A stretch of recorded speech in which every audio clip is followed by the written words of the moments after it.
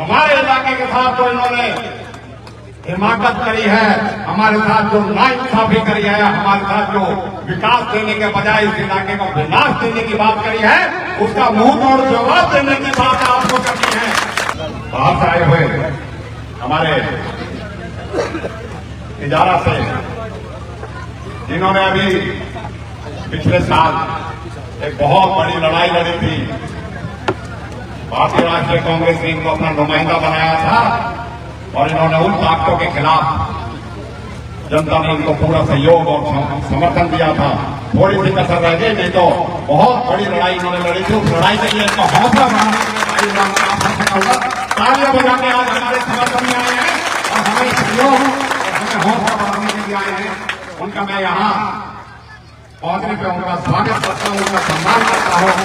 हमेशा जो हौसला रखते हैं, जीत इंशाअल्लाह उनकी होती है और जो लड़ाई लड़ते हैं हार भी सकते हैं, लेकिन किसी न किसी दिन जीत भी उनकी होती है। इस बात में है हमारे साथी भाई मुख्तार जो सीए भी हैं और जिन्होंने पिछले विधानसभा चुनाव में इलाके की मान सम्मान और उसको रखते हुए आप लोगों के बीच में अपना जो है संघर्ष आप लोगों के सहयोग से रहा होगा। मैं उनका भी आज पहुंचने पे साथियों, ये जो युवा है ये इस बात को दर्शाते हैं कि मेवात की तस्वीर अब बदलनी चाहिए। इस बात के लिए इनको वोट मिलता है, इस बात के लिए ये नहीं कि कहीं वोट मांग पे वोट मिले, कहीं इनको जो है किसी और नारे पे वोट मिले। इनको अगर आज का मेवात का युवा है, हमें इस बात से पिछड़े वर्ग की तरफ से हमें निजात मिलनी चाहिए, जिस वजह से इसका समर्थन साथ किया है। आज साथियों मैं इस बात को कहूंगा, चाहे इलाके की बात कहें, चाहे हरियाणा की बात कहें, आज इस भारतीय जनता पार्टी की सरकार ने सब वर्गों को सब क्षेत्रों के साथ अन्याय किया है। अपने कुशासन से हरियाणा की भोली भाली जनता को नफरत और आपसी सद्भाव को नुकसान पहुंचाने वाला जो एक माहौल देने का काम किया है। लेकिन यह हरियाणा है, इसकी सभ्यता, इसकी संस्कृति ऐसी है जिसने हमेशा चाहे बाहर का आक्रमणकारी हो, चाहे मुगल के रूप में हो, चाहे अंग्रेज के रूप में हो, हमेशा अपनी हिम्मत से, हमेशा अपनी कुवत से और हमेशा अपने कुर्बानी के जज्बात से हमेशा से इन्होंने उन ताकतों से लड़ने का काम किया है। मैं आज आपके बीच में ये कहूंगा कि अब वक्त आ गया है और आज हरियाणा की जनता अपने साथ हुए नाइंसाफी का तो बदला ले रही है, लेकिन हमारे इलाके के साथ जो इन्होंने हिमाकत करी है, हमारे साथ जो नाइंसाफी करी है, हमारे साथ जो विकास देने के बजाय इस इलाके को विनाश देने की बात करी है, उसका मुंह तोड़ जवाब देने की बात आपको करनी है।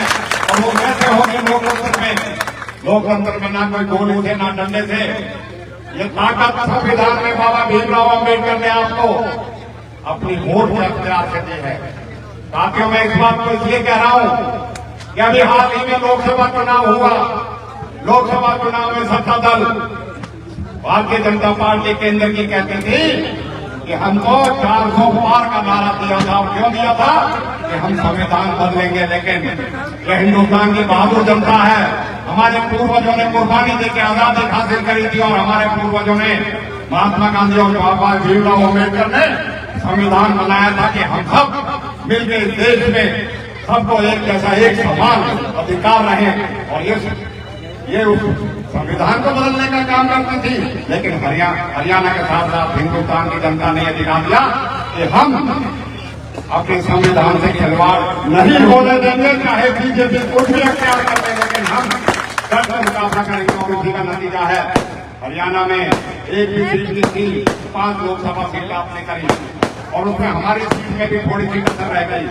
आज जो आपने समर्थन और साथ दिया है, जो विकास की बात है, मैं तो एक बात कहूंगा, चाहे सिंचाई के पानी की बात, चाहे पीने के पानी की बात, चाहे बिजली की बात, चाहे रास्तों की गलियों की और विकास की बात, और चाहे रोजगार की बात, हम इस बात से प्रतिबद्ध है कि आप लोगों को आपका हक दिलाएंगे और आप लोगों को जो मूलभूत सुविधाएं हम देते आ रहे थे, जिनको इन्होंने रोकने का काम किया है उनको पूरा दिलाएंगे।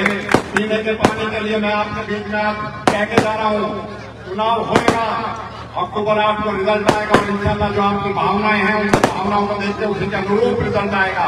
और हरियाणा में भी कांग्रेस की सरकार बनेगी।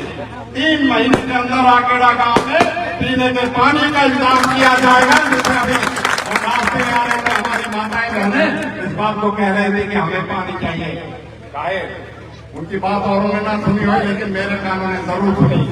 और हम हर उस आवाज को सुनते हैं जिसको हम पे लोग भरोसा करते हैं। आपने मुझ पे भरोसा किया है, हम आपको एक बात का यकीन दिलाते हैं।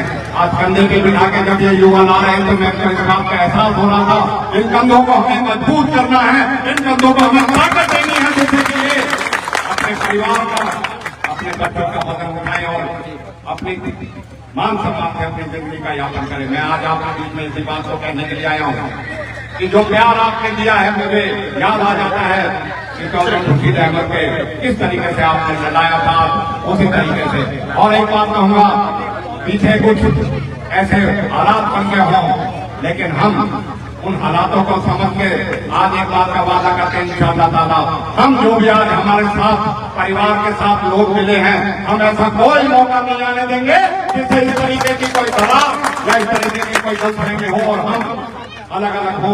हम ये रिश्ते को कायम रखने के लिए आपके बीच में आए हैं और हम बात का यकीन दिलाते हैं, विश्वास दिलाते हैं, पूरी ईमानदारी से, पूरी सजगता से, पूरी सक्रियता से और पूरी जिम्मेदारी से हम इसको निभाएंगे। मैं आज बारिश होने के बावजूद भी आप लोगों के ना हौसले टूटे हैं, ना अभी लुधियाना में 4 तारीख को प्रोग्राम हुआ था, उस दिन तो बारिश होती रही, उस दिन भी आप रुके रहे थे। आपने रुके रहना है। 5 तारीख को एक ऐसा ऐतिहासिक फैसला लेना है। और राजनगर जी के टाइम में भाई थोड़ी कसर रह गई थी, कल भी भाई अयूब जा रहा था, इतनी परसेंटेज। भाई वोट वो है जो डाल दी जाएगी, जो बटन दब जाएगा वोट गिनती उसकी होगी, नहीं तो घर बैठे बैठे नहीं होगी। तो भाई हाथ उठा के करो कि कांग्रेस के पक्ष में 5 तारीख को आप सब जाके अपने परिवार सहित एक वोट डालने का काम करेंगे। बहुत बहुत शुक्रिया साथियों। आखिर में एक बात का संदेश देते हुए, जो भी आप जिम्मेदारी दे रहे हो, जो प्यार दे रहे हो, इंशाअल्लाह पूरी ईमानदारी से आपकी महफूजी के लिए इलाके में मजबूत भाईचारा हो, हम सब मिलकर रहें और इलाके में चाहे वोट देने की बात हो, चाहे और समस्याओं की बात हो, रेल की यूनिवर्सिटी की बात हो, हम इंशाअल्लाह ताकत इतनी रखते हैं आप लोगों के आशीर्वाद से कि उनको पूरा कराया जाएगा और आपको फिर से देवान को जो 2014 से विकास की गति में चल रहा था उस पर आगे बढ़ाने का काम करेंगे। मैं फिर आप सबका, यहाँ बहुत सारे साथी हमारे बाबू इसाक हमारे